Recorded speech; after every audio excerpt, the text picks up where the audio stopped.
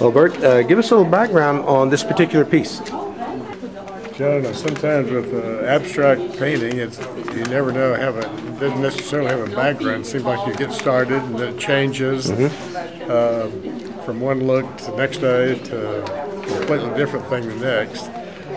And so usually when I start an abstraction, I really don't know exactly how it's going to turn out or how much I'll do with it until I finally get to a point where it looks okay. Then I'll kind of let it rest for a day or so, look at it occasionally, and then decide if I have to go back to it. Well, I notice a real consistency in the color, the way that you mix the colors together, and I guess that's just a part of doing art for so long. How long have you been an artist? I've been making a living doing art over 50 years, 50 plus years. And when you started, what kind of direction were you going at that time? Well, actually, when I started, I was a Navy artist during the Korean War from 51 to 55. And I wanted to be a cartoonist then when I got out. But I got out and I decided I couldn't make a living as a cartoonist, so I went to work for Oklahoma Gas and Electric Company. And I worked there as a graphic designer, art director for 23 years before I went to fine art full-time. Wow. I was still painting nights and weekends during that time, and going to night school at OCU. Right here? Right here. So you're back. I was 6 years at night school out here. Wow, that's great. And, well, who would you say were some of your influences? Oh, I know different times you probably had different ones. Yeah, of course, in the, I guess, illustration field, Bernie Fuchs was a good example. And in fine art, of course, Nikolai Feshin.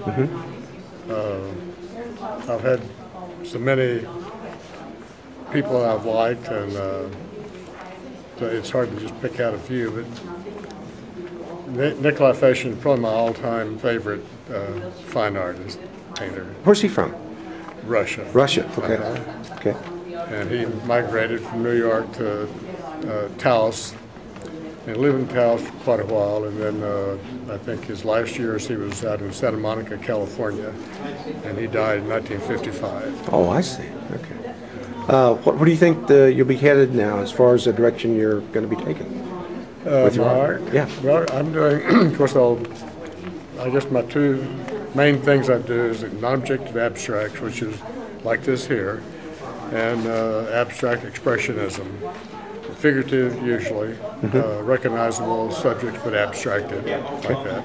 And I have a show coming up at the Shawnee Maybe Gear Museum in May, and of course I'm working for the art festival downtown now. Right. And, well, what would be your advice to artists that are coming up and thinking of this as a career? You've been doing it for 50 years. So. Just work. Work? Yeah, for I guess for probably 29 years, I averaged over 300 paintings a year.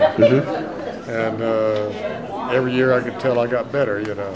So I think just work is the main secret of getting better.